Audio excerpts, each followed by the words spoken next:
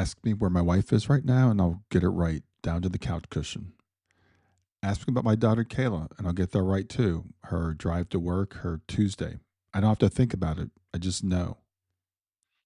But when Shayna passed, when I asked myself, where is she? My brain glitched. It returned a, that does not compute. Researcher Mary Frances O'Connor describes it this way: we build a map for the people that we're attached to. This is not a metaphor, it's an actual neural map running underneath everything else. It tracks the people we love along three lines: space, time, and closeness. Where they are, when we'll see them again. The tighter the bond, the more detailed the map. That map is active right now in all of us for everyone we love. It's why you can feel your spouse in the next room without looking up. It's why you know without checking a clock that your kid is at practice until 5:30. The map does this work silently, constantly in the background of an ordinary day. And it does it so quietly you never notice it's there until it breaks.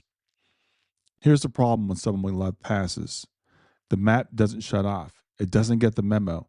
It keeps generating the exact same predictions it always has for a person who is no longer where the map insists they should be. 6 o'clock comes, the map expects the sound of the door. The door doesn't open. The map doesn't know what to do with that, so it runs a prediction again and again. Not because you're irrational, because the map is doing its job. It doesn't have the one input it needs, an update it was never designed to receive. That's the part nobody prepares you for. Not the sadness, though there's plenty of that, the malfunction, the part of your brain built specifically to locate the people you love, spinning, searching, coming up with nothing, over and over for months, sometimes years.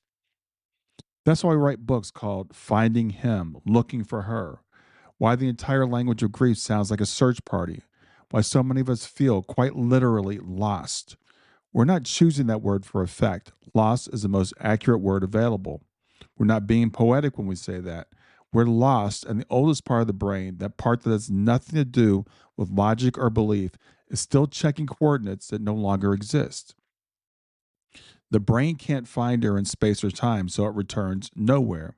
And we can't accept that answer, so it runs the search again. Nowhere was never the right answer, and it was never true either. It was just the only answer that the map could give while it was still looking in space and time.